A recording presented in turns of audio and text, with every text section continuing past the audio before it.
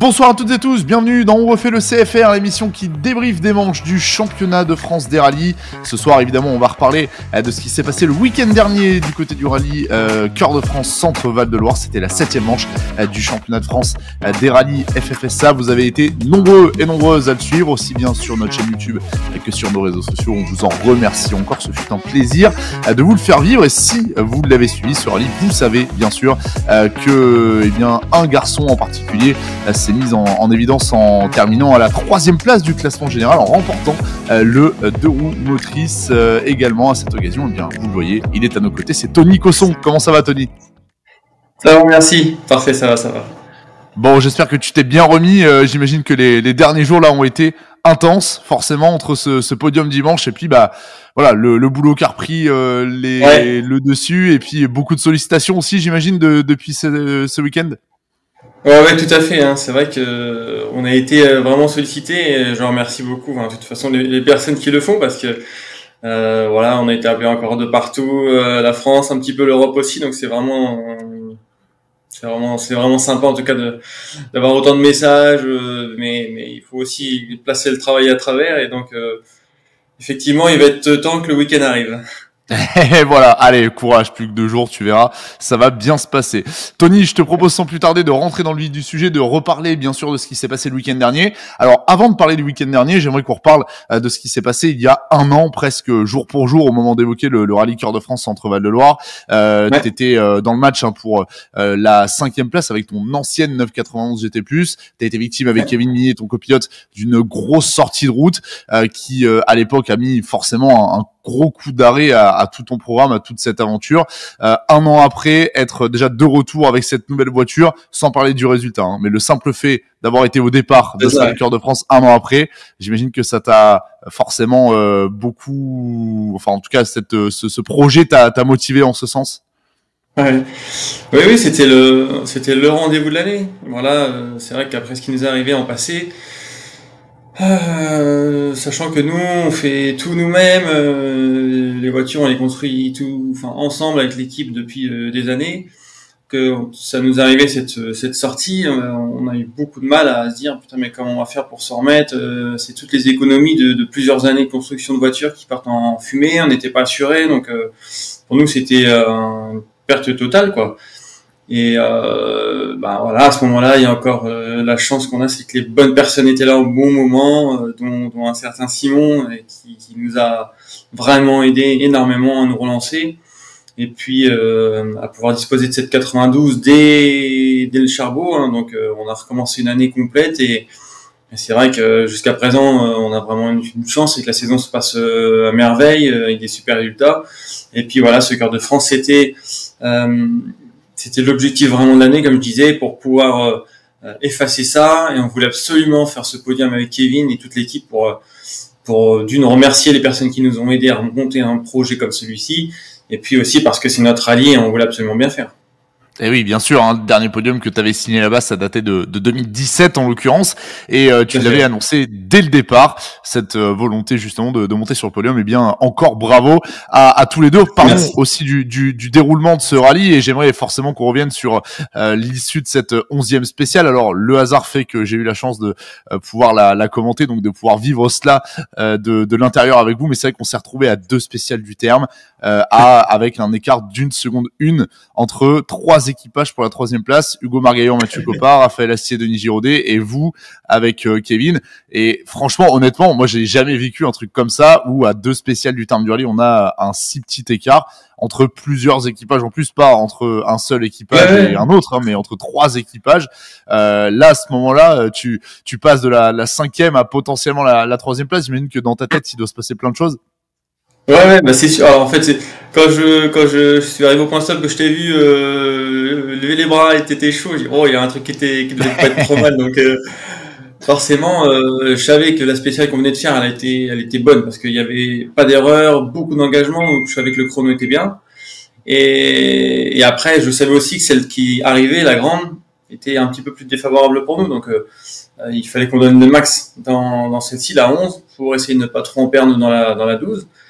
Et voilà, mais c'est vrai que l'écart comme ça, c'est fabuleux, ça donne une motivation à tout le monde. Les 3 équipages qu'on était en train de se bagarrer, voilà, ça donne envie d'aller chercher tous la victoire. Donc c'était vraiment hyper satisfaisant, hyper prenant, et il fallait aussi bien faire dans celle d'après. Donc voilà, on n'a pas perdu de trop. Et puis la chance qu'on a, c'est que Raph a eu des petits soucis encore une fois dans la moue d'avant et tout. Donc bon, ça nous a permis de rester toujours dans le match et puis aller jusqu'au bout comme ça, quoi. Et puis on va avoir une pensée aussi pour Hugo Margaillon et Mathieu Coppa qui malheureusement ont commis une petite erreur en toute fin de rallye, les privant potentiellement de cette 3e place. En tout cas, vous n'avez pas à rougir, cette 3e place, vous l'avez méritée. Ça, c'est une certitude. J'ai envie aussi de te demander, Tony, ce que ça fait de regoûter à un podium de championnat de France des rallyes. Est-ce que ce sont des sensations qu'on oublie, ou est-ce que c'est comme la bicyclette, on se remémore rapidement comment ça fonctionne? Bah non, c'est toujours hyper satisfaisant de faire un podium, hein, surtout avec le niveau du championnat de France. Et puis voilà, on regarde tous les images du Rally Club, de tout. Donc quand on a envie de faire le plateau à la fin, bah voilà, ça y est, on y est enfin. Et non, il y a tellement un tel niveau que c'est fabuleux, quoi. D'en arriver jusqu'où là on est avec l'équipe qu'on a, franchement, c'est hyper satisfaisant. Bah, bravo encore une fois à vous tous, et j'ai oublié de le préciser en introduction de cette émission, mais bien sûr on retrouvera donc tout à l'heure ton passage dans Rally Club, puisque c'est à 23h01 très précisément que la première diffusion sera effectuée sur Canal Plus Sport 360, 52 minutes pour tout revivre de ce rallye Cœur de France Centre Val de Loire. Mon cher Tony, en parallèle de mes questions, d'autres personnes pour poser des questions, et d'ailleurs merci à toutes celles et ceux qui sur nos réseaux sociaux ont joué le jeu et ont laissé des messages à ton attention. Tony, ce qu'on va faire, c'est que je vais t'afficher ces questions à l'écran. Tu vas nous les lire à haute voix, et puis bien sûr, tu vas essayer d'y répondre. Normalement, tu t'inquiètes pas, il y a pas de truc joker ou quoi. Pas de piège. Ouais, il y a pas de piège. Il y aura peut-être quelques pièges un petit peu plus tard, mais là, pour l'instant, il y a pas de piège. Allez, je t'affiche tout de suite la première question. Alors, Florent, tu sais Ferrand, il y a un jour utilisé le titre de roue motrice. Bah écoute, oui, c'est vrai que ça nous donne envie de faire un championnat complet pour avoir, on va dire, une vraie, un vrai objectif. Mais le problème, c'est que c'est énormément de temps. C'est presque une semaine à chaque fois, et nous, le temps, on l'a déjà pas beaucoup. Mais voilà, on va dire peut-être pour finir un petit peu ma carrière ou quelque chose comme ça, parce que je pourrais pas rouler des années sur un rythme aussi élevé. Donc je dis pas non. Bon, dans 15 ans, dans 20 ans, voilà, quand tu seras plus à même de rouler. Proche, hein. Peut-être plus proche quand même. Proche. Bon, pas trop proche non plus, hein, on espère. Allez, deuxième question, Tony. Alors, des produits dérivés du team seront-ils bientôt en vente? Honnêtement, c'est trop compliqué pour nous en termes de gestion. On va peut-être refaire une série simplement de casquettes, mais pas plus parce que c'est presque ingérable. On a tellement de demandes et en fait, on n'arrive pas à fournir. Et donc, je préfère ne pas faire de déçus et ne pas lancer une ligne complète, en tout cas, de vêtements, et simplement se baser uniquement sur les casquettes qu'on va sûrement refaire pour l'an passé, l'an prochain. Ouais. On aurait pu faire un code promo pour lancer le truc, Tony CFR20, tu vois. Comme ça, on gagnait, on permettait de faire une petite économie. Allez, troisième question qui va s'afficher. Oui, non, bien sûr, c'est énormément de gestion. Et puis on imagine, on connaît la cote de popularité autour de tout ce que vous faites avec toute l'équipe. Donc, oui. J'imagine qu'il y a des demandes, bien sûr. Allez, troisième question. Quand la participation au Martinique Rally Tour. Ah, c'est vrai que c'est un truc de dingue. Moi, pour l'avoir vécu 2 fois avec Simon, c'est vraiment un rallye fabuleux, un monde de fou, de fou, de fou. Euh, Ça, il faut avoir l'auto, faut pas y aller avec une 92 parce que elle est trop large, trop compliquée pour un terrain comme celui-ci. Mais avec une belle 91 éventuellement, et puis faire les vacances en même temps avec la famille. Mais moi, je dis pas que je n'irai pas. Le seul problème, c'est que j'ai un gros client face à moi là-bas. Eh oui, c'est ça, il connaît un petit peu. Et d'ailleurs, je me permets, parce qu'en parallèle de cette question, quelqu'un nous avait demandé aussi si éventuellement en rallye, par exemple, la Réunion était envisageable. C'est quelque chose qui te brancherait, ça aussi? À La Réunion, ouais, on a quand même eu pas mal de fois la demande, mais pareil sur ce terrain, il y a Maxime Dupuis qui est un très bon client là-bas, et les routes sont quand même bien plus cassantes. Moi qui est assez maniaque pour ma voiture, donc je trouve que c'est un petit peu plus cassant que la Martinique, donc plutôt la Martinique au départ que la Réunion.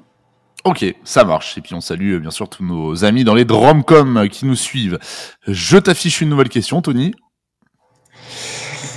Alors, quelle fut la spéciale la plus difficile au Cœur de France? Ah bah ça, sans aucun doute, c'est la super spéciale de toute façon. La super spéciale parce qu'elle est vraiment ingérable pour nous. L'auto ne va absolument pas dans ce genre de show, quoi, de spécial, parce que elle est trop longue, trop lourde, trop pataude pour pouvoir tourner autour de la botte facilement, et surtout le jump qui est vraiment... c'est vrai que tous les gens de l'extérieur disent « mais il est pas haut pourtant », mais quand tu arrives dessus, tu as l'impression que c'est une montagne, et finalement il est hyper cassant, donc ça c'est vraiment la spéciale la plus compliquée. Et après la grande qui était quand même vraiment technique, elle était un petit peu aussi, mais vraiment la plus merdique, c'était la super spéciale. Et on salue quand même tout le travail, bien sûr, du comité d'organisation de ce rallye qui organise cette spéciale spectacle. Alors, on a lu, bien sûr, quelques commentaires de gens qui nous disent « Ouais, mais c'est pas du rallye. » Oui, mais bien évidemment que ce genre de choses permet aussi, bien sûr, de montrer le rallye au grand public. Et c'est une très, très belle initiative, même si, parfois, bien sûr, certaines voitures ne sont pas trop habituées à ce genre d'effort, bien entendu. Allez, 2 questions encore que je t'affiche à l'écran, Tony, je te laisse les lire. Alors, d'où vient cette passion de rouler en Porsche? Écoute, ça s'est fait il y a... j'ai commencé en 2010. Et ainsi que voilà, en fait, c'est une auto qui me va parfaitement. Je trouve que rapport prix, performance, plaisir, c'est imbattable. Bon, certes, la 92 est un petit peu plus onéreuse en termes de tarifs de construction. Mais voilà, pendant toutes ces années en 91, c'était vraiment fabuleux parce que c'était 2 fois moins cher qu'une R5, le même prix, enfin moins cher aussi qu'une Alpine.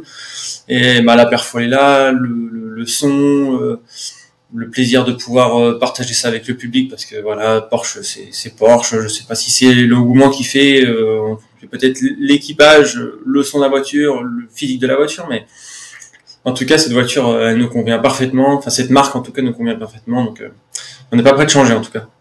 Ouais, je crois qu'il y a une belle osmose, en tout cas, entre la marque, le projet, tes performances. Ça aide plutôt pas mal. Dernière question que je t'affiche, Tony, je te laisse la découvrir. Alors, là, beaucoup se la posent. Ah ouais, tout à fait. Bah, écoute, on est effectivement bien inscrit à la finale de la Coupe de France à Lisieux, dans 15 jours maintenant. Voilà, c'était pas forcément l'objectif de l'année, mais à partir de la mi-saison, on avait les points, on était qualifiés. Il suffisait de faire un dernier départ dans mon comité avec le rallye des Jardins de Sologne qu'on a gagné là il y a 3 semaines, un mois. Et donc voilà, ça nous a validé le départ pour cette finale et on a hâte d'y être. Voilà, au vu des performances au championnat de France, on espère pouvoir faire un podium si la météo va bien. Après, les conditions de route et les spéciales, on ne les connaît absolument pas. Donc, on va tout découvrir. Il y a beaucoup de spéciales nouvelles, je pense, pour tout le monde. Donc, ça va être une belle bagarre et surtout une belle fête à laquelle on aime tous participer parce que c'est vraiment une vraie fête du sport automobile à ne pas manquer. Ouais. Eh ben super, voilà une bonne nouvelle pour celles et ceux qui se posent encore la question. Alors à l'heure où on se parle, on ne connaît pas la liste des engagés de cette finale, on se permet de sortir un petit peu du championnat de France des rallyes, mais en tout cas ça promet. Et on rappelle que ta dernière participation au final s'était soldée par une victoire en deux roues motrices, c'était du côté de Béthune. C'était en 2022-2023, on va dire ça comme ça. Ouais, c'est ça. on va la faire comme ça. Bon Tony, il y a encore d'autres personnes qui nous ont envoyé des questions à ton attention, mais cette fois-ci sur un format différent, sur un format vidéo, on va dire. Je vais donc te montrer ces vidéos et pareillement, tu vas devoir déjà reconnaître quand même les personnes concernées. Je pense que tu n'auras pas trop de mal pour ce faire et bien sûr leur répondre. Est-ce que tu es prêt pour cette séquence? Dis-moi, parce que j'avais vu le petit truc message des proches. Je suis toujours un peu émotif, alors je m'attends à tout. tu as vu le piège arriver, peut-être dans ce sommaire qui n'était pas encore tout à fait allumé, mais là ça y est, pas de doute, on y est. Écoute, je te montre déjà cette première vidéo et je te laisse y répondre. Salut Tony, j'ai une petite question quand même. Si je te dis, par exemple, face au bleu, tu me dis quoi? Ouais, ça c'est fou parce que c'est la complicité qu'on peut avoir avec Kevin dans tout. Et le face au bleu, on l'a dit donc en reco, au deuxième tour, au même moment, mais pile poil tous les deux, face au bleu. Tu vois, parce que on était dans ce virage-là, le repère c'était ça, et à la fraction de seconde, quoi. On a dit la même chose tous les deux, donc tu vois, ça montre bien la complicité qu'on peut avoir tous les deux, la facilité de travailler, les recos, les notes et tout, donc c'est vraiment fabuleux. Ouais, c'est cool, sympa ces petites anecdotes. C'est vrai que ça marche plutôt pas mal du tout avec Kevin et bien on vous souhaite que ça marche. Ouais, c'est clair. Là aussi, il y a une belle osmose et c'est cool. Alors, on parlait tout à l'heure de cette osmose au sein de l'équipe. Tu as autour de toi, Tony, une équipe qui est extrêmement soudée et ce depuis de nombreuses années, que tu as bien fédéré autour de ton projet, autour de la Porsche, autour de tout cela. Et bien sûr, tu te doutes bien qu'on est allé à la rencontre de l'un d'eux. Je te laisse découvrir ce message. Bonjour à tous. Moi je vais faire un message qui va pas être très original. J'ai pas de questions non plus à poser, mais en fait on me donne la parole à moi aujourd'hui et je voulais parler surtout au nom de l'équipe, te remercier toi Tony de nous faire vivre tout ce qu'on vit de l'intérieur. Je sais qu'il y a beaucoup de gens qui aimeraient vivre ce qu'on vit et nous on a la chance de pouvoir le faire grâce à toi. Donc vraiment pour ça on souhaitait vraiment te remercier. Je te cache pas qu'après la grosse sortie de l'année dernière, on avait un peu peur à quel niveau on allait pouvoir te retrouver parce qu'on sait que ça marque quand même un équipage, un pilote, une grosse sortie comme ça. Et toi, tu es revenu à un niveau de performance absolument incroyable. Et j'ai même l'impression qu'avec Kevin, vous avez chaque année, vous élevez encore le niveau, vous allez de plus en plus vite. Et ça, c'est vraiment pour notre plus grand plaisir parce que vivre des points stop comme on l'a vécu encore ce week-end, c'est absolument incroyable. Et c'est la seule chose qu'on demande, c'est de vivre tout ça. Donc vraiment pour tout ça, vraiment merci. J'oublie pas non plus que ça fait quand même 10 ans que tu me répètes qu'une Porsche ne fera plus grand chose sur les gros rallyes nationaux ou en championnat de France. Et là, on montre encore que tu es capable et que vous êtes capable de rouler devant avec les plus gros ténors. Donc franchement, ça c'est vraiment super. Je sais que tu aurais préféré que ce message le fasse avec l'accent belge pour que ce soit un peu plus fun, mais tu m'excuseras, je tiens quand même à la réputation de l'équipe, on le garde pour le samedi soir de la finale à Lisieux. Et puis je tenais quand même à finir ce message, et je sais que tu partages ce sentiment avec moi Tony, et je pense que c'est le bon endroit pour le dire, de remercier toute l'équipe du championnat. Alors bien sûr, le côté sportif, il est incroyable, mais aussi tout ce qu'on peut vivre à travers les réseaux et tout le travail qui est fait est absolument incroyable pour nos partenaires et les retombées qu'il y a. Donc vraiment pour tout ça, merci. Je vous donne rendez-vous à Lisieux, on a une belle mission à finir, une belle saison, et de le finir sans fausse note et rendant une copie parfaite. Donc on va essayer de travailler dur pour y arriver et puis on se donne rendez-vous là-bas. Merci à tous. C'était sûr, hein. Bah oui, c'était sûr. Bon, déjà, moi je remercie Manu quand même pour ces mots très sympas à l'égard de toute notre équipe. Non, mais voilà, Manu, c'est bien sûr celui qui représente peut-être justement cette fidélité à tes côtés. On peut dire ça comme ça, Tony. C'est ton bras droit un peu. On peut l'expliquer comme ça. Ouais, il est là depuis 2009, quoi. Depuis mes débuts en championnat de France de la montagne. Tu vois, on s'est jamais quitté. Il a toujours été là pour moi. On a fait beaucoup de choses ensemble et puis Et puis voilà, notre équipe c'est une vraie famille, donc forcément des messages ça me touche tout le temps, quoi, parce que c'est ça, c'est la famille, quoi. C'est beau, c'est beau, c'est beau. Autre message, parce que j'en ai pas terminé avec toi, bien sûr, tu le disais tout à l'heure, quelqu'un qui a beaucoup compté dans la relance de ce projet, on peut dire ça comme ça, après la sortie de route du côté du Cœur de France en 2024, qui est un petit peu occupé cette semaine, mais on l'a dérangé. Voilà, on l'a dérangé pour te laisser un message aussi, je te laisse le découvrir.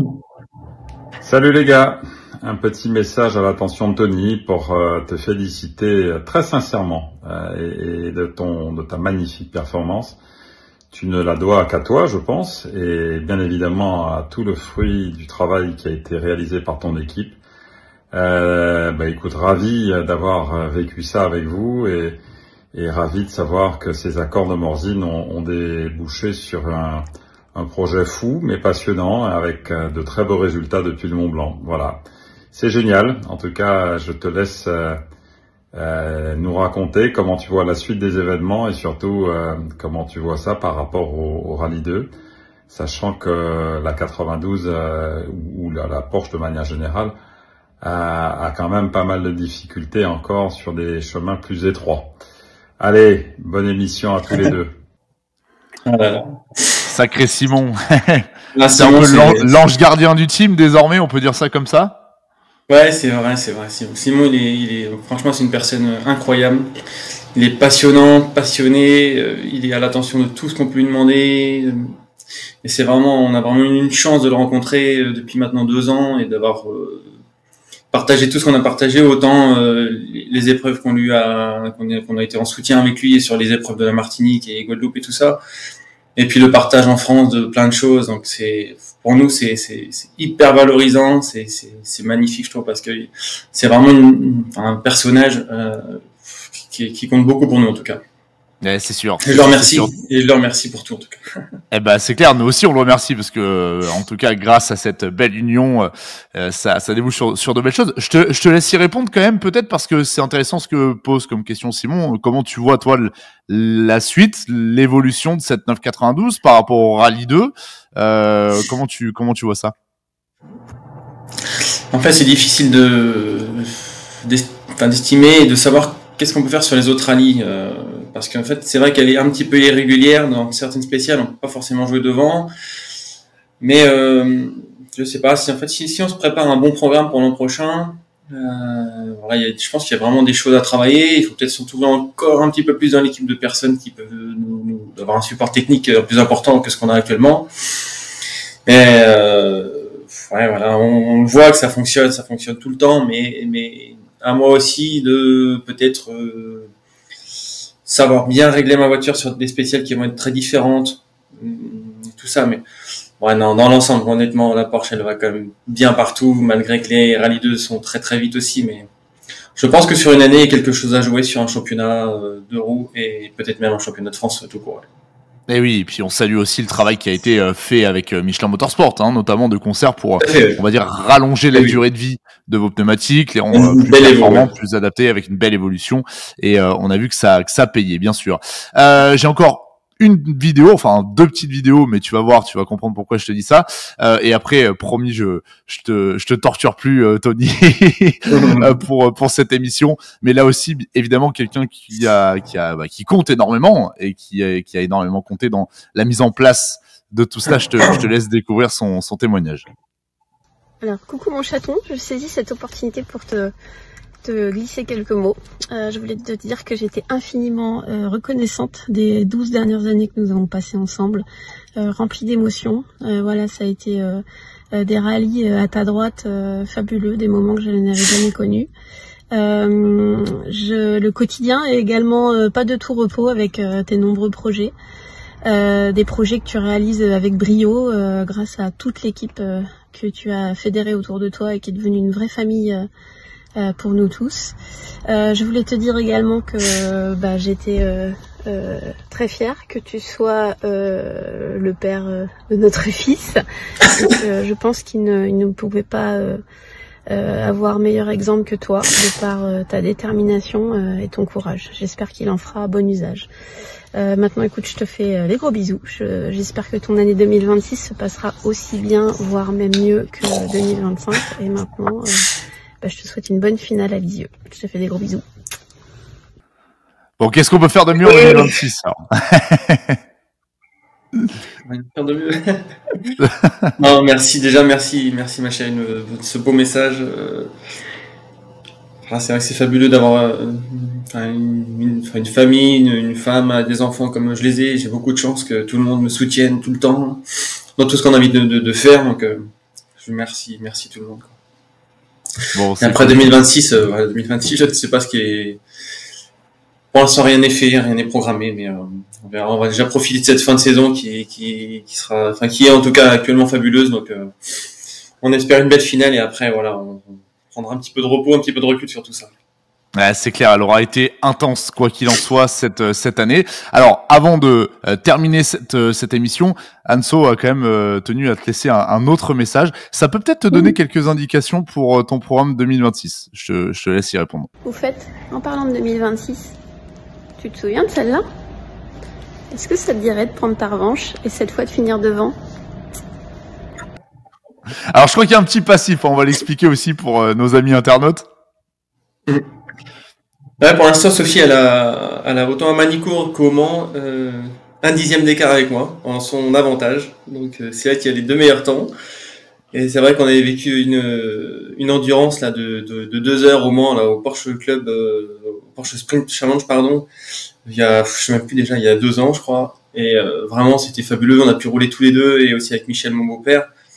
Mais c'est vrai qu'on aimerait bien rééditer l'aventure parce qu'on était P2 ou P3, je crois, on n'était pas loin. Mais je pense qu'il y a moyen de gagner si forcément je travaille un petit peu parce que le petit 10e, je suis en charge, j'aimerais bien le grappiller pour pouvoir passer devant en termes de chrono. Ouais. Bon, bah c'est cool. Visiblement, la Sprint Cup qui attire pas mal d'anciens de la course de côte, puisqu'il y a Billy Ritchon également qui est arrivé. Donc voilà, donc ça peut être un revival de champion de France de la montagne qui se retrouve au travers de cette compétition. Tony, on arrive à la fin de cette émission. On va regarder les classements de ce rallye Cœur de France Centre-Val de Loire. Ils étaient nombreux puisque, on le rappelle, pour la 2e fois de la saison, l'intégralité des coupes de marque engagées sur le championnat de France des rallyes FFSA a été représenté. On regarde évidemment le classement général avec la victoire de Johan Bonato et de Benjamin Boulou, 7e victoire sur ce rallye Cœur de France devant Eric Camilly et Thibaut Delahaye, et donc la 3e place que vous avez signée Tony et Kevin. On saluera la belle 5e place également de Mathéo Chatillon et de Maxence Cornuau, et les beaux débuts aussi en CFR dans le cadre de la catégorie Rennes d'Arthur Bellard et de Rémi Jardel qui prennent la 9e position. Le classement du deux roues motrices vous voit Tony et Kevin triompher devant Pierre et Martine Rocher. Raphaël Astier et Denis Giraudet terminent 3e, un petit souci malheureusement mécanique en fin de rallye qui ne les empêche pas de remporter la manche du trophée Alpine Elf Rally, et notamment la classe GT+. On salue également la victoire en RGT de Mireille Viduera et de Jeanne Rey dans le cadre de la SMRC4. C'est Romain Diffante qui s'est imposé pour son grand retour sur la scène nationale avec Mélissa Declercq qui dans le baquet de droite. 2e place pour Matteo Codaccioni et Maxime Bigalc.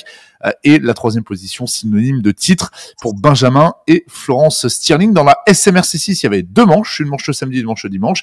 Dans les 2 cas, c'est Alex Vignot qui s'est imposé devant Antoine Jarreau. Tom Le Jossec a pris la 3e position le samedi, et le dimanche, eh bien, c'est Camille Choudin qui, avec Manon Perrin, ont pris la 3e position. Le Clio Trophy France avec la victoire de Johan Corberan et de Pauline Composieux devant Julien Deslauriers et Amandine Brunel.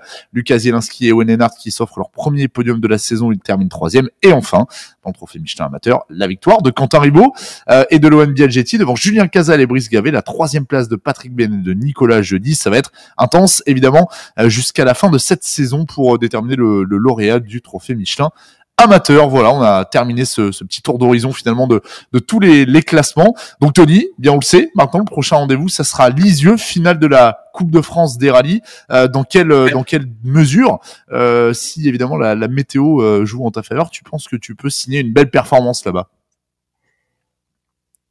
Honnêtement, s'il fait sec et tout, ça va jouer le podium. En tout cas, on espère. Nous, ce qu'on veut viser, c'est pas forcément la victoire, parce que voilà, 1er ou 3e sur une Coupe de France, ça nous nous dérange pas. Mais en tout cas, c'est faire un podium pour pouvoir profiter de ce moment-là, profiter de faire la fête une dernière fois de l'année avec tout le monde. Et voilà. Mais du moment que ça se passe bien, franchement, peu importe, on va dire le résultat. Ce qu'on veut, c'est juste que tout se passe bien. Et là, on aura fait une superbe année. Et on serait vraiment très fiers de nous. En tout cas, toute l'équipe sera très fière en tout cas du travail accompli en tout cas. C'est la sagesse de 2016 de Lunéville où potentiellement il y avait un terrain qui était très favorable et malheureusement ça ne s'était pas conclu par un podium malgré une grosse saison. C'est ça aussi qui te pousse à l'aborder Lisieux de manière assez relaxe.